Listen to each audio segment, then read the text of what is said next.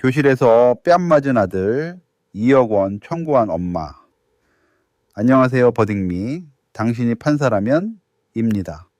오늘은 교실에서 벌어진 단 한 번의 폭행이 2억 원짜리 소송으로 번진 이야기를 가져왔습니다. 학교 폭력, 아마 여러분도 한 번쯤은 들어보셨거나 어쩌면 직접 경험하셨을 수도 있는 주제죠. 그런데 오늘 사건은 좀 다릅니다. 수술대에 오른 15살 소년, 그리고 2억 원을 청구한 엄마. 여러분이라면 과연 얼마가 적당하다고 생각하시겠습니까? 2021년 11월 3일 오후 2시 20분, 경기도 성남시의 한 중학교 2학년 교실입니다. 수학시험이 막 끝났고 아이들은 쉬는 시간에 해방감을 만끽하고 있었죠. 15살 박민준 군도 친구들과 웃고 떠들며 그 시간을 즐기고 있었습니다. 그런데 갑자기 뒤통수에 충격이 왔습니다. 돌아보니 같은 반 이태영 군이 서 있었습니다. 야, 너 아까 나 쳐다봤지? 날카로운 목소리였습니다. 민준 군은 당황해서 말했죠. 뭐, 나 그냥 칠판 봤는데? 그 순간이었습니다. 태영 군의 주먹이 민준 군의 왼쪽 볼을 강타했습니다. 교실의 비명이 울려 퍼졌고 민준 군은 그 자리에서 쓰러졌습니다. 민준 군의 어머니 43살 김수연 씨는 학교로부터 연락을 받고 달려왔습니다. 아들의 얼굴은 심하게 부어 있었고 코피가 멈추지 않았습니다. 곧장 응급실로 향했죠. CT 촬영 결과는 충격적이었습니다. 코뼈 골절의 안와 합벽 골절, 쉽게 말하면 눈 주변 뼈가 부러진 겁니다. 의사는 수술이 필요하다고 했습니다. 수연 씨의 손이 떨렸습니다. 이틀 뒤인 11월 5일 민준 군은 전신 마취를 하고 2시간짜리 수술을 받았습니다. 눈 아래 뼈에 금속판을 삽입하는 수술이었습니다. 수술비만 870만 원이었죠. 하지만 더 무서운 건 따로 있었습니다. 의사가 말했습니다. 왼쪽 눈에 복시 증상, 그러니까 사물이 2개로 보이는 증상이 남을 가능성이 있습니다. 수연 씨는 그날 밤 한숨도 자지 못했습니다. 학교에서는 학교폭력대책자치위원회가 열렸습니다. 태영 군은 장난이었다고 주장했지만 목격한 학생 7명의 진술은 달랐습니다. 일방적인 폭행이었다고요. 자치위원회는 태영 군에게 전학 조치를 내렸습니다. 하지만 수연 씨에게 그것만으로는 충분하지 않았습니다. 수술 후 6달 동안 민준 군은 제대로 학교를 다니지 못했습니다. 칠판 글씨가 2개로 보이고 두통이 계속됐습니다. 친구들을 만나는 것도 두려워했습니다. 엄마, 나 학교 가기 싫어. 한때 명랑했던 아들은 방 안에만 틀어박혔습니다.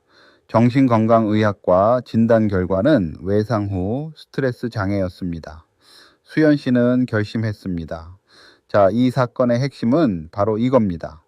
2022년 3월 수연 씨는 태영 군과 그의 부모를 상대로 2억 원의 손해배상 소송을 제기했습니다. 수술비, 향후 치료비, 그리고 아들이 받은 정신적 고통에 대한 배상을 요구한 거죠. 여기서 핵심 쟁점이 2가지입니다. 첫째, 부모가 자녀의 폭행에 대해 법적으로 책임을 져야 하는가. 둘째, 그 배상액이 얼마여야 정당한가.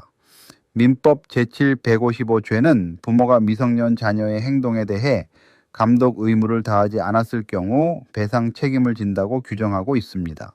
그럼 이 사건에서 부모는 감독 의무를 다했을까요? 그리고 2억 원이라는 청구액, 과연 적절한 걸까요? 먼저 수연 씨 입장에서 생각해 봅시다. 아들은 아무 잘못도 없이 교실에서 일방적으로 맞았습니다. 그것도 뼈가 부러지고 금속판을 삽입하는 수술까지 받아야 할 정도로요. 문제는 단순히 다쳤다는 것에서 끝나지 않습니다. 시력 이상, 외상 후 스트레스 장애, 그리고 학교 기피까지.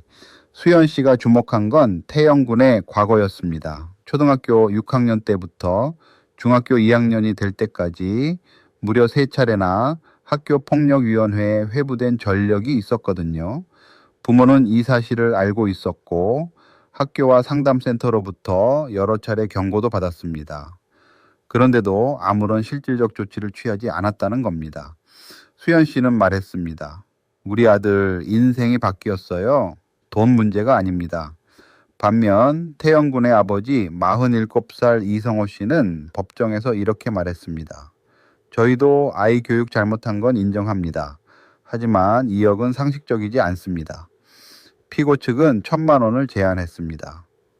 폭행 사실은 인정하지만 고의로 크게 다치게 하려 했던 건 아니라는 거죠. 수술비 870만 원 외에 추가로 확정된 치료비가 없고 의사도 회복 가능성을 언급했다고 주장했습니다. 또한 정신적 피해는 주관적인 평가이며 이 여건은 비슷한 사건들과 비교해도 지나치게 과도하다고 했습니다. 자, 여러분은 어느 쪽 손을 들어주시겠습니까? 이 여건을 청구한 수연 씨가 맞는 걸까요? 아니면 피고 측의 말처럼 너무 과한 요구일까요? 지금 버딩미 블로그에서 직접 투표해 보실 수 있습니다. 원고 손을 들어주시겠습니까? 아니면 피고 손을 들어주시겠습니까? 투표에 참여하신 후에 실제 판결을 확인하실 수 있습니다. 과연 판사는 어떤 결론을 내렸을까요? 지금 바로 확인해 보세요. 결과가 꽤 놀라우실 겁니다. 자, 드디어 실제 판사는 어떤 결정을 내렸을까요? 재판부는 먼저 이 사건이 상호 다툼이 아닌 일방적 폭행임을 확인했습니다. 7명의 목격자 진술과 CCTV 분석 결과가 이를 뒷받침했습니다. 안와 합역 골절은 상당한 충격이 가해졌음을 의학적으로 증명한다고도 했죠. 손해액을 따져보면 확정된 치료비 870만 원, 향후 3년간 예상 추가 치료비와 재활비 430만 원을 합쳐 치료비와 간병비로 1200만 원을 인정했습니다. 그리고 정신적 피해에 대한 위자료로 7천만 원을 인정했습니다. 합계 8,200만 원이었습니다. 위자료를 높게 산정한 데는 이유가 있었습니다.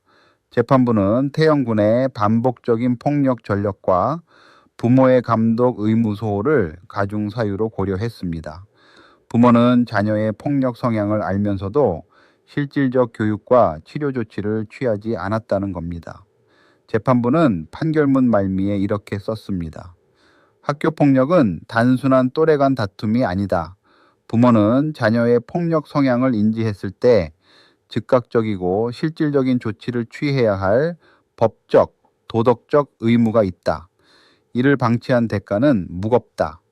결과는 원고 일부 승소, 피고 학생과 부모는 연대하여 8,200만 원과 지연손 해금을 지급하라는 판결이었습니다.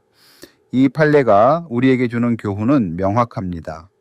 자녀가 학교폭력 가해 이력이 있다면 부모는 단순히 앞으로 잘하겠다는 말에 그쳐서는 안 됩니다.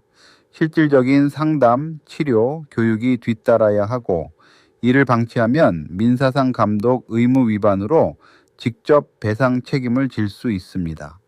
피해자 입장에서도 중요한 포인트가 있습니다. 치료 기록, 정신과 진단서, 목격자 진술, 이 세 가지를 꼼꼼하게 확보해 두는 것이 핵심입니다. 특히 정신적 피해는 진단서 없이는 배상받기 어렵습니다. 그리고 애들 싸움이라는 말에 흔들리지 마세요. 법원은 흔들리지 않았습니다. 알아두시면 반드시 도움이 됩니다. 당신이라면 어떤 판결을 내리셨을까요? 8,200만 원 충분하다고 생각하시나요? 아니면 더 많아야 했을까요? 여러분의 생각을 버딩미 블로그에 남겨주세요. 이 에피소드가 도움이 되셨다면 주변에 공유해 주시고 버딩미 구독도 꼭 눌러주세요. 다음 판례에서 만나요.